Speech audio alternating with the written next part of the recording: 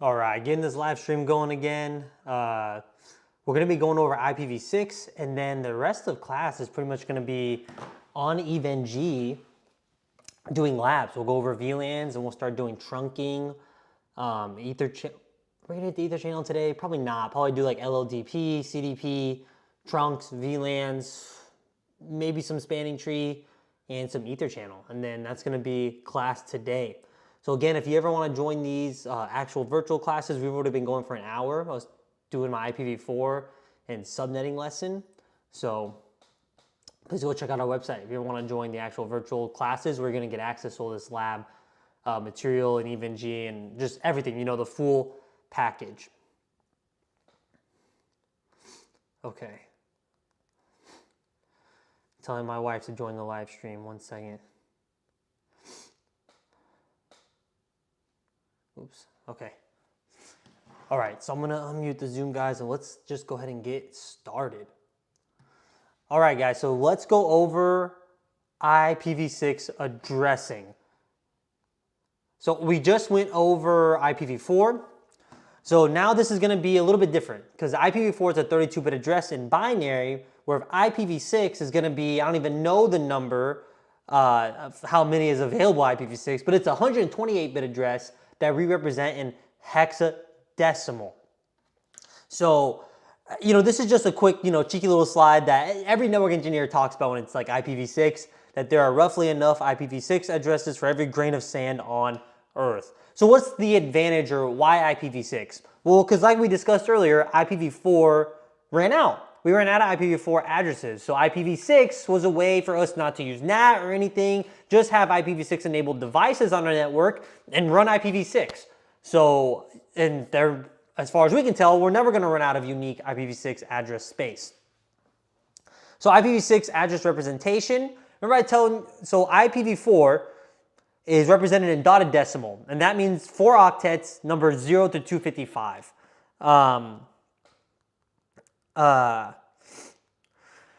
With hexadecimal, with IPv6, it's going to be hexadecimal, and that's going to be 4 hexadecimal digits in a hextet, and hexadecimal is going to be 0 through F. So each hextet here is 16 bits represented in a hexadecimal, okay? So each hexadecimal is 4 bits, 4 hexadecimal digits in a hextet. Okay, I know it's a lot coming at you, right? So that is IPv6. Hextet, you know, it says here it's an unofficial term, but there are 8 hextets in every IPv6 address, okay? So here's the full format here in IPv6 address representation. At the top here, we have these IPv6 addresses starting in 2001. Those are going to be global unicast addresses. And then down here, these FE80s are going to be link local addresses. FF02 are going to be multicast addresses. So we are going to have some unique IPv6 addresses. Now here's going to be the most important part of this slide right here, is this binary chart right here. So if you can understand the decimal and how it converts to hexadecimal, that's going to be very important and easy for you when doing translations, right, between hex and decimal. So as you can see here, hexadecimal is 0 through F, and that F equals the number 15, okay? And then, of course, here's the binary, 4 bits per hexadecimal digit. Now, when it comes to like the CCNA exam, I'm not sure if we have to understand this in depth, but just if you can memorize this chart, you'll be pretty good to go come test day. Now, what we're going to go over here is the IPv6 rules. So what we mean by that is IPv6, when we're representing it, obviously it gets pretty beefy, it's pretty long. So we have IPv6 rules that we will have to learn about shortening and condensing IPv6 addresses.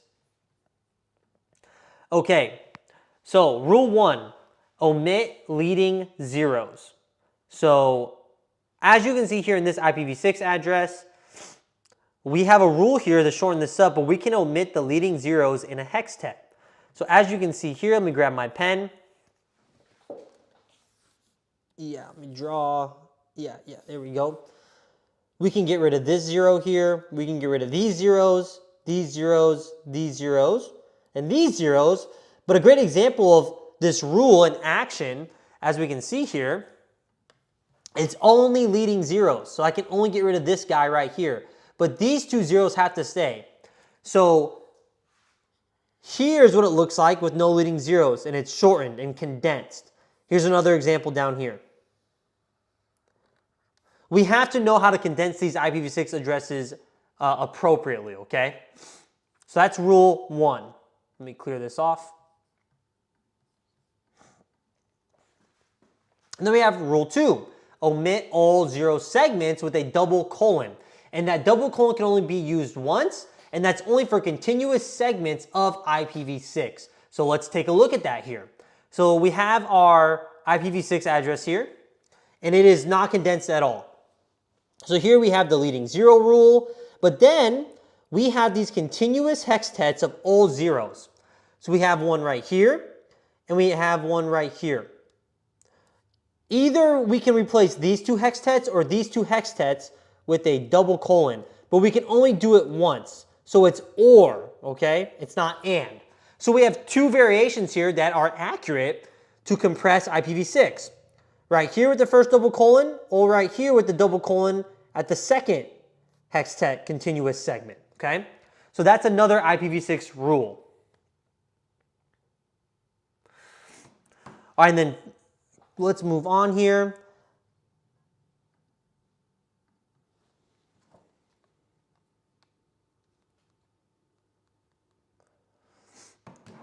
All right, 1 second here, guys.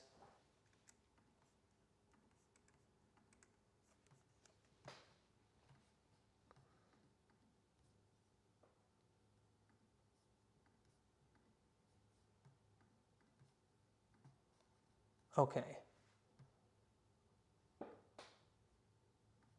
Okay, now the IPv6 prefix length. We can look at this here, what a prefix length looks like in IPv6, where this /64 is pretty much representing the first 64 bits here, right, are going to be the same, and then the last 64 bits can be unique, okay? That's kind of how it works in IPv6, a little bit easier actually to manage when it comes to subnetting. Here's what an IPv6 header looks like compared to the IPv4 header.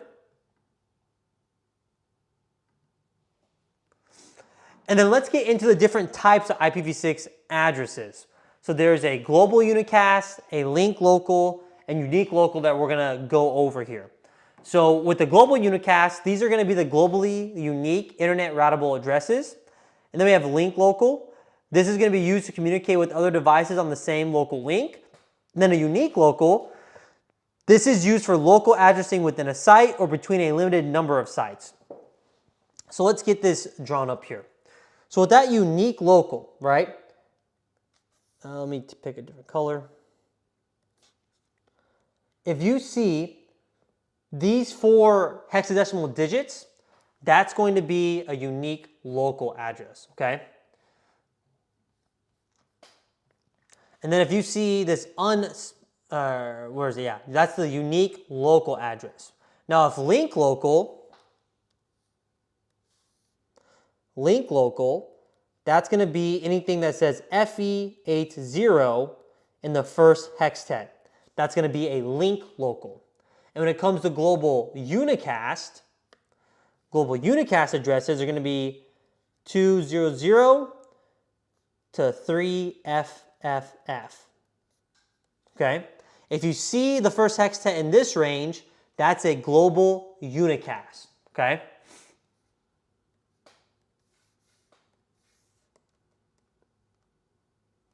All right, we'll move on here. Global unicast, we don't need to go through all this. Just going over this here, and again, I don't have a long time to deep dive in IPv6, so again, what I'm skipping here won't be pertinent like for the exam.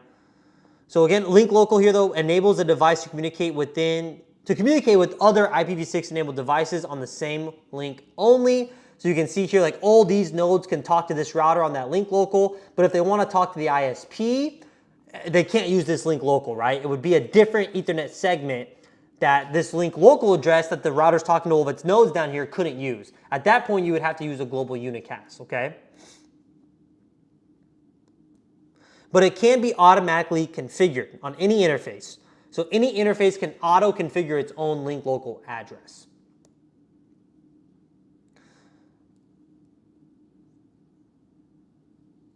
Okay, so just an example here.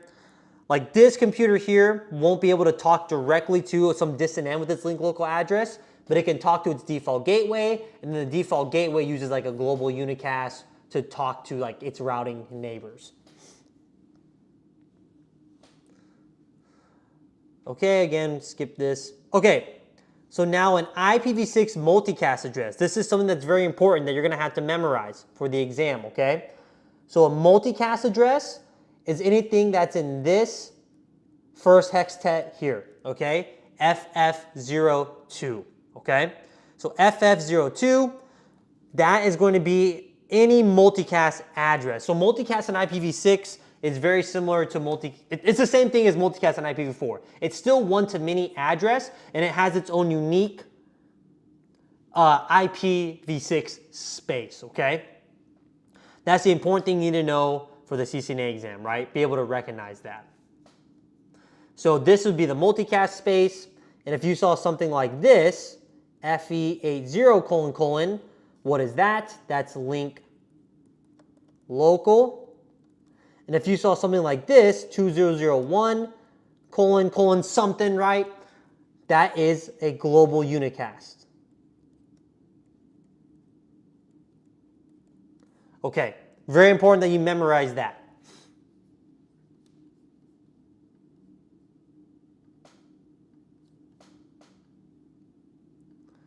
All right, then the last thing we're gonna go over with IPv6, guys, is the anycast address.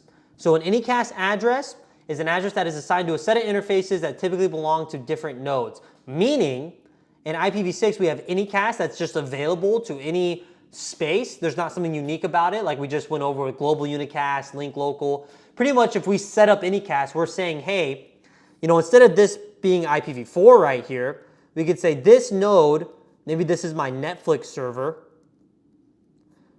Let's say this is my Netflix server. And this is in the West region. And I have another Netflix server over here with the same IP address, but they're doing anycast, and this is in the East region. My users that want to access this web server, or this website, whatever it is, they're going to go to the one closest to them. That's the ability of anycast. And IPv6 can do that with, you know, automatically, okay? So that's an IPv6 anycast address.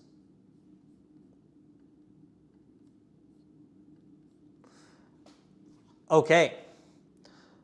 So that is going to be it for our section 1 fundamentals. Now I'm going to move us straight into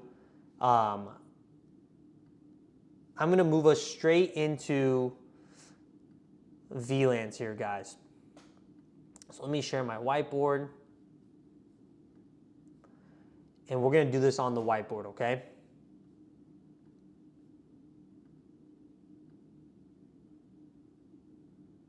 Let's see. No, that's fine. Okay. Got the full screen here.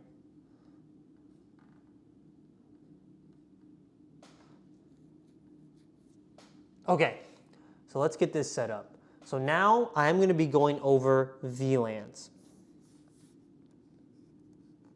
So we're jumping into section 3 now on our LMS. If you look, we're going straight to section 3, and we're going to be going over layer 2 technologies now that we're done with our network fundamentals. So VLAN is going to be the first layer 2 technology we talk about. It stands for Virtual Local Area Networks. So I'm going to type that out for us. So this stands for Virtual Local Area Networks. And if I were to give this a bluff, right, like a bottom line up front, VLANs allow us to do layer 2 network segmentation. That's what they are in a nutshell, okay? They allow us to do layer 2 segmentation and allow us in our architectures to have multiple subnets hanging off a single router interface, and to have multiple broadcast domains in our switching or switched environments, okay?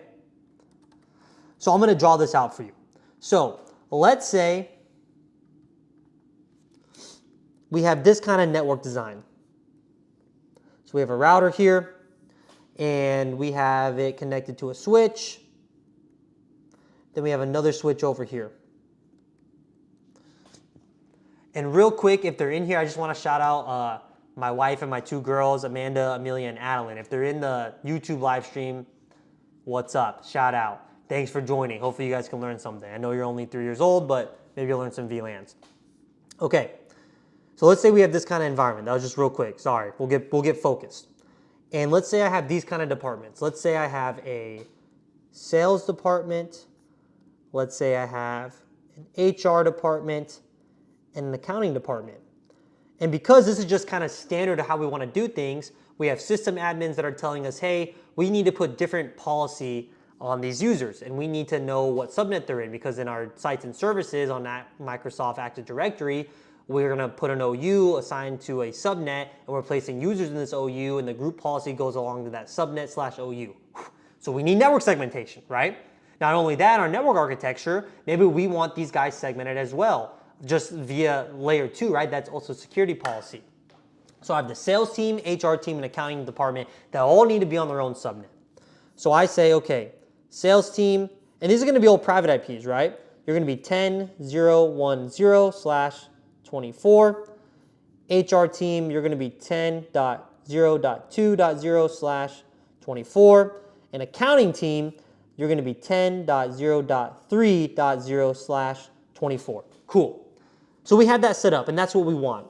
But now we come down to our router here, and this is gig 00. Well, just standard networking, like fundamentals, how many IP addresses can we put on that interface, gig 00? We can only put one.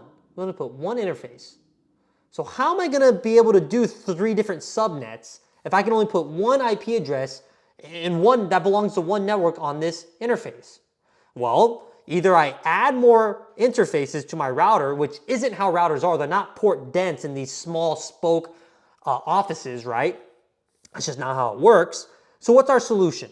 Our solution is VLANs, and at the router doing something like router on a stick, where we make logical subinterfaces like .10, .20. But in our layer 2 environment, we create VLANs, virtual local area networks. And what these VLANs allow us to do is to tag our layer 2 traffic and put it in a VLAN number, and then that traffic traverses our local area network with that tag, segmenting it from other tagged traffic. So here's how it looks on the wire. So let's check this out, okay? So I know I have the sales, HR, and accounting department that I need to be segmented via layer 2. So I create a VLAN. So let's say the sales team, I want it to be VLAN number 10. So remember, these VLAN numbers are just arbitrary too. It's something you make up. There's a standard range and an extended range, which I'll write out for you once I get through this like logical. I'll put on some notes, write some bullet points. But it's just a number you create.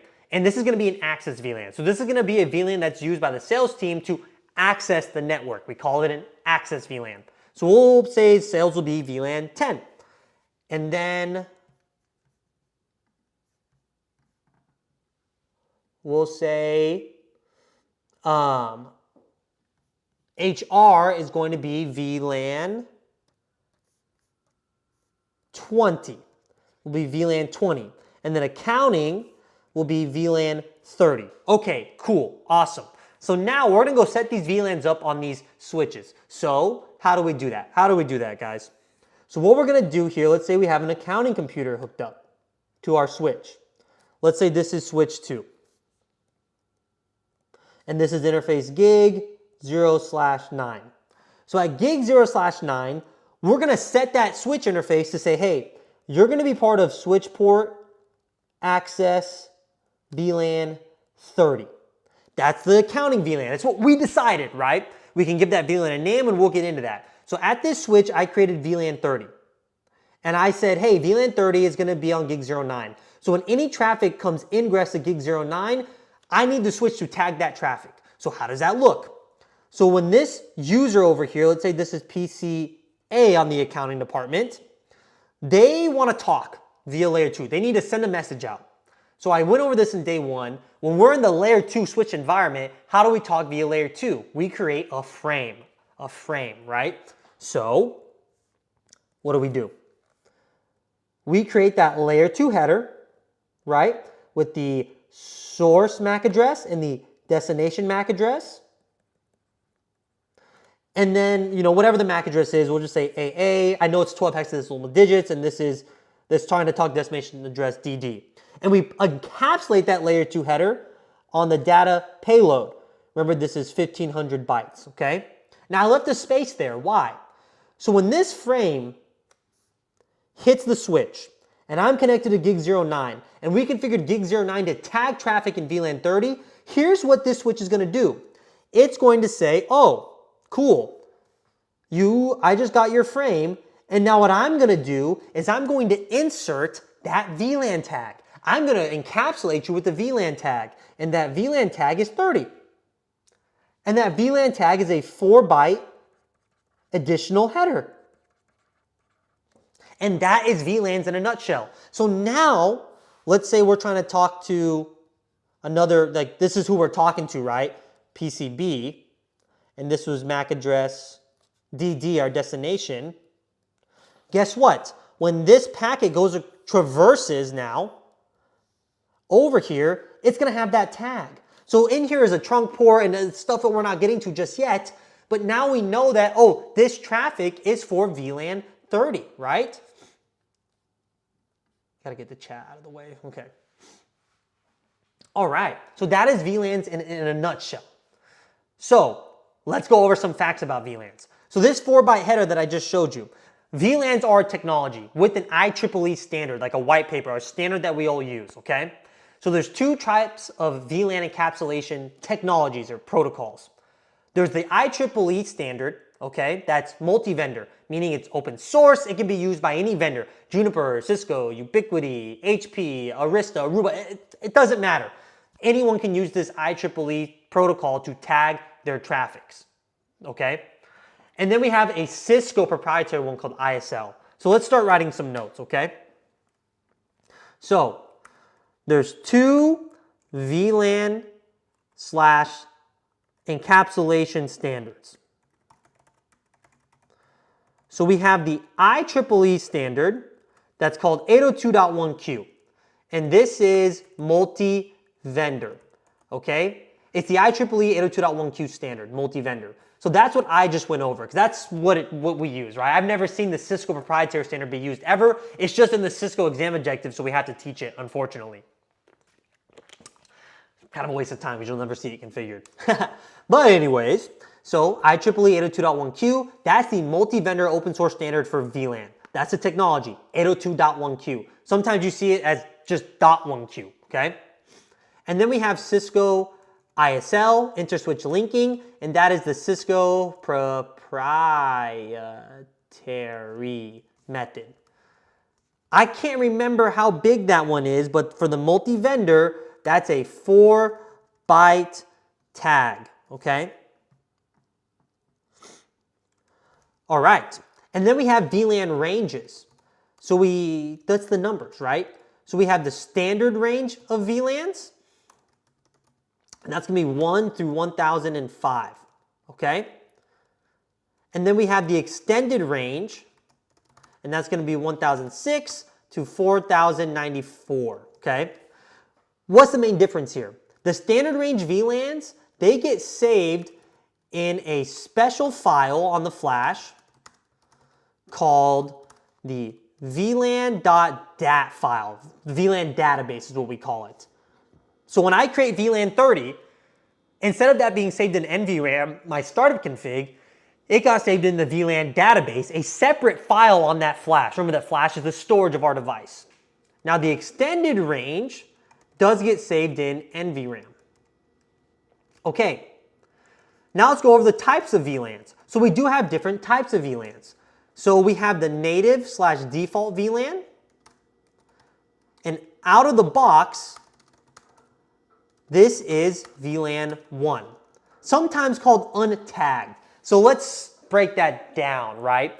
So if I take a switch out of the box, Cisco switch, Catalyst 9200, 9300 switch, And I do nothing. I just power it on, and I plug devices into there. And they're all on the same network. We don't have these different subnets like this example I have up here for you. That is okay, right? That is fine.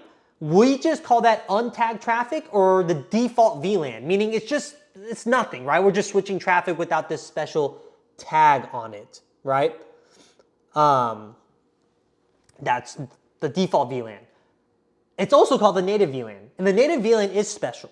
The native VLAN, VLAN 1, by default, will carry control plane traffic on our layer 2 environments. The native VLAN will send Cisco discovery messages, link layer discovery messages, PAG-P ether channel negotiation messages, dynamic trunking protocol messages, which we have to learn about in our next section. It is special. And that native VLAN is also vulnerable to like layer 2 attacks like double tagging, VLAN hopping attacks. So the kind of the standard in security and in networking is to change that native VLAN, to change it to a different VLAN number, okay? That's something that I've done on every single environment I've worked in, right? That's kind of been the standard. All right, where are we at? There we are. And then we also have just access VLANs.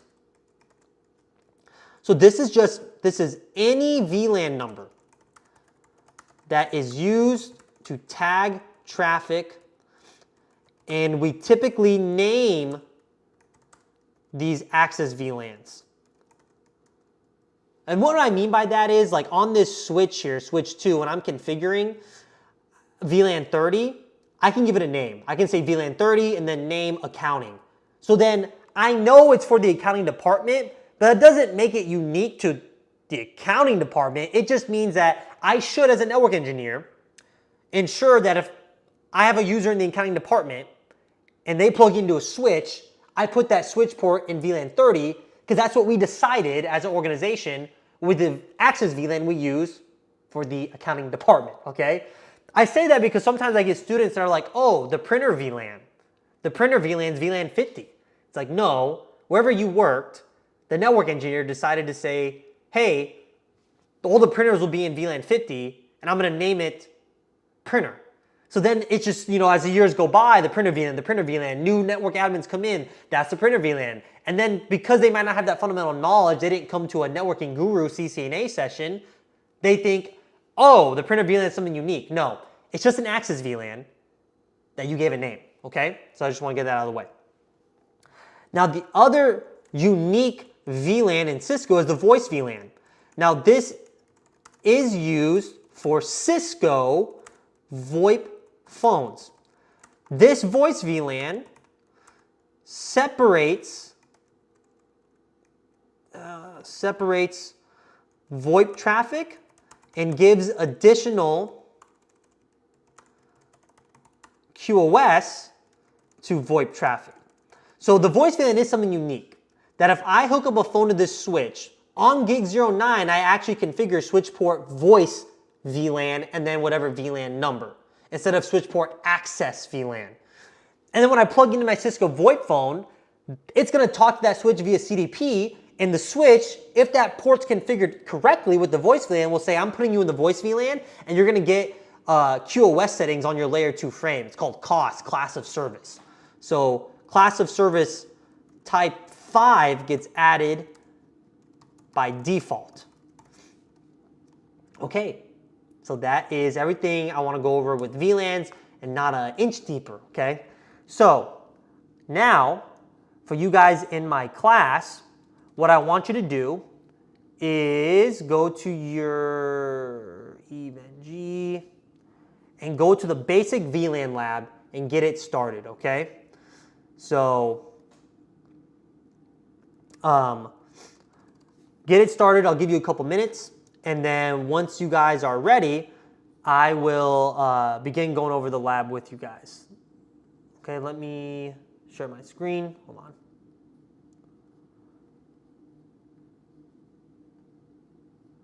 Yeah, start the VLAN lab 1, the basic VLAN lab. I'll give you all a couple minutes, and then I'll go through this with you, and we'll start configuring VLANs, okay?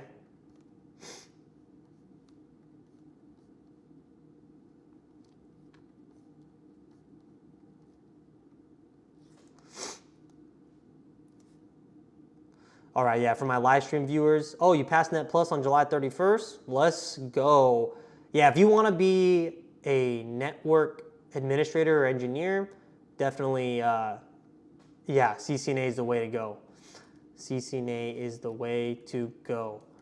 I do have a full CCNA playlist as well if you want to check it out, but Jeremy IT Labs is very good. Like even when I made my own videos, I would sometimes reference the way he taught like DHCP snooping, and it was good, right? And then Vivek, I'm not registered to form of Cisco networking. Yeah, man, I mean, any training's good. You know, you go on Udemy. There's a guy on Udemy that has a great course. Jeremy IT's Lab. Buy the book. The PDF is pretty cheap. I mean, cheap as in, you know, it's not hundreds of dollars like a college exam book. And then you just got to go on Cisco, make your Cisco ID, and take the test, man, when you're ready. There's plenty like Boson Sims. Boson, great questions on there. Or you can come to my self-paced training. It's $69. You get questions. You get all my videos, other additional content. But there's a lot of good training out there. Oh, Vivek. Okay. Okay, I'm going to get back, unmute myself for the Zoom class. All right, guys. So just wanted to give you a minute to start up the lab. Now remember, if you go on the academy, right, you go to GitLab. This is where the instructions are. If you're having troubles starting the lab, just hit me in the chat, okay, in the Zoom chat. Now remember, when you sign in, you have to sign in with HTML5. When you're about to see me configure this switch, I'm going to use Secure CRT, and that's going to look a little different, but it's the same thing, okay? You'll just have to use the HTML5 console. I'm going to use Secure CRT. Okay. So let's go over this basic VLAN lab. And what I got, guys, I got this up on the other screen that you can't see on my right, okay? So I'm gonna be following the lab instructions as well. Let me zoom in here.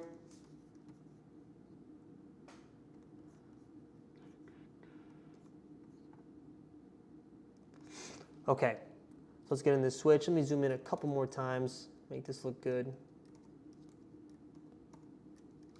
Okay. So let's do our basic VLAN lab. So first I'm going to do is I'm going to give this switch a host name, and then I am going to start creating my VLANs. So let me check out my lab instructions over here.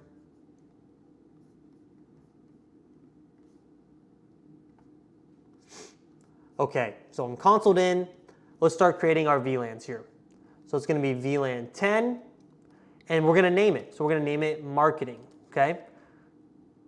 So you see here some errors here. So VLAN 10 and VLAN 20 have an identical name, marketing. So if this happens, right, let's go ahead and take a look at the VLANs that are already made. I'm going to do this show command, show VLAN brief. And I can see that I had these flip-flopped at first, VLAN 10 and 20 with the names. So what I'm going to do is I'm going to hit exit, and I'm going to type in no VLAN 10, no VLAN 20. And I'm going to give us a clean slate, okay? Because even if I erase this device, remember what I told you, if I get rid of this startup config, these VLANs are not in the startup config. They're in something called the VLAN database. So I'm going to create now VLAN, let's verify. Let's do show VLAN brief. And these show commands can be ran from anywhere in the CLI. I have to put do in front of it because we are in what's called global config right now.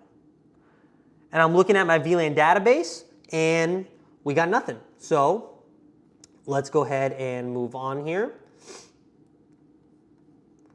Okay, so now let's create our VLANs. So this right here is called privilege mode. So this is gonna get us into global configuration mode, all right? So if we do configure terminal, that'll bring us into global configuration mode. And then from the global configuration mode, that's where we make changes that, guess what, could affect this device globally and how it interacts on the network. We're going to create VLAN 10. And just because I created VLAN 10, let's go ahead and take a look at our VLAN database again. And boom, nothing, right? So again, guys, make sure that you're following exactly what I do here. So even though I made VLAN 10, I need to name it. We'll name it marketing. And then I have to exit here. And when I exit, then that VLAN is created. Kind of crazy, right? We'll make VLAN 20, we'll give it a name, engineering. But again, this is just like, we don't have to give it a name. Like if I make VLAN 30 here and type in do show VLAN brief, it's there, but it just says VLAN 30. So if someone came in on our network and we weren't administratively labeling things correctly, they would have no idea what VLAN 30 is for, what users or what departments. All I know is, hey, that's an access VLAN, right? Okay. And now let's go assign it to our interfaces. So if I want to take a look at my interfaces here, I can do a do show interface status. And let's just say my user's on gig 00. How do I configure this for access VLAN 10? So first, I'm going to type in SW, and if I hit the tab key on my keyboard, it's going to complete that command for me. And if I didn't know what was next, I'd hit a question mark, and I'm pretty much saying I need to make this an access port for my access VLAN. So switch port, I'm going to set it up as an access VLAN, so it'll be mode access. And again, I'm completing this by hitting tab. See that? And then I need to assign it to a VLAN. So it's going to be switch port access VLAN 10. And then if I verify, do show VLAN brief, look at that. I'm in VLAN 10 right here. If I type in do show interface status, it'll also show that. It'll show me that gig 00 is in VLAN 10. So now we'll configure gig 01. We'll put that switch port mode access, and then switch port access VLAN 20. And now let's go ahead and take a look at the running configure that interface. So we do that with the show run interface gig 01. And look at that. We're part of VLAN 20. Now, another question you may have is, okay, cool. Thanks, networking guru. You know, like, that's awesome. But what if I don't make the VLAN? Can I still assign it to the port? So let's try. Now let's say that we introduce Cisco VoIP phones. So when I'm configuring Cisco VoIP phones and putting them on my network, I want to put them in the voice VLAN. So I'm going to type in switch port voice VLAN 40. And you see that does not exist. So we create it. And then if I type in do show VLAN brief, there's VLAN 40. And I see it's on gig 01. Along with VLAN 20, my access VLAN. So if I up arrow here and I look at the running config, look at that. I can have a voice VLAN and an access VLAN on one single access port. Okay, awesome. Now the next step here in my lab instruction says create a black hole VLAN. So what is a black hole VLAN? So the assumption is, guys, so if I type in do show IP interface brief, the assumption is that all these interfaces, right, may not be used, okay? So if I have marketing and engineering in 00 and 01, and that's it. The rest of these ports are up. If I have a malicious actor come and plug in to gig 02, and it just happens that gig 02 is in VLAN 10, the marketing VLAN, that malicious hacker could get access to that networking resources in there. It's going to get access to that subnet. So one of the security techniques we can use is create a random VLAN. I'll create VLAN 666, name it black hole VLAN, and I'll say, hey, this VLAN leads to nowhere. There's no subnet, there's no network attached to this random VLAN, and I'll put the rest of my interfaces, so I'll do interface range, gig 02 through 3, comma gig 10 through 3, and I'll put those in the switch port access VLAN 666, that's the black hole VLAN, and if a malicious user plugs up to that port, it leads to nowhere. They're not going to get IP addressing, they're not going to get anything applied to them, whatever you got going on, right? Like if you have network access control, .1x, policies, whatever, it gets nothing because that VLAN leads to nowhere, okay? So that's the black hole VLAN. And that is the last step on this lab instructions. So for my students in the Zoom call, what I want you to do now is I want you to, one sec, I want you to go to the advanced VLAN lab. So we'll come here, more actions, stoppable nodes, close lab. I want you guys to do the advanced VLAN lab on your own, okay? and it is 7:05 here. I'll give you all 20 minutes to complete this lab on your own. Remember, go to GitLab, go to CCNA video course, section 3 labs, VLANs, advanced VLAN configuration. Follow this lab on your own. And if you have questions, please come up in the chat and I can walk you through anything, okay?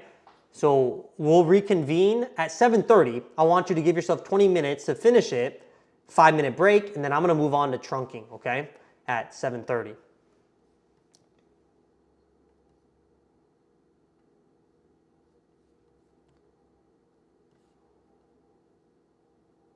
All right.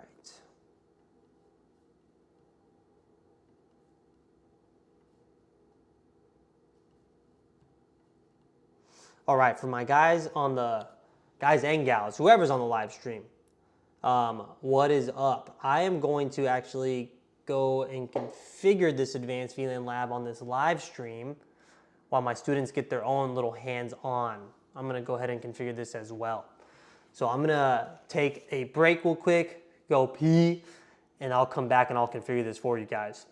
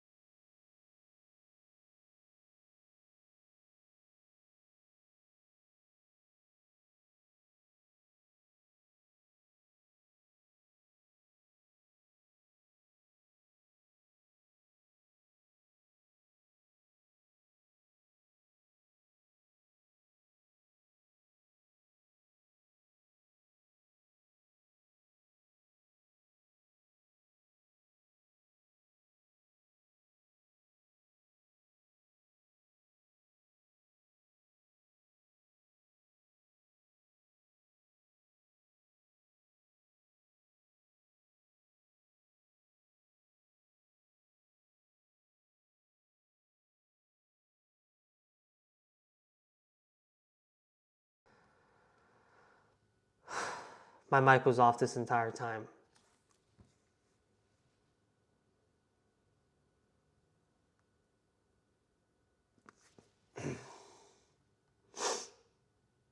I'm ending this stream.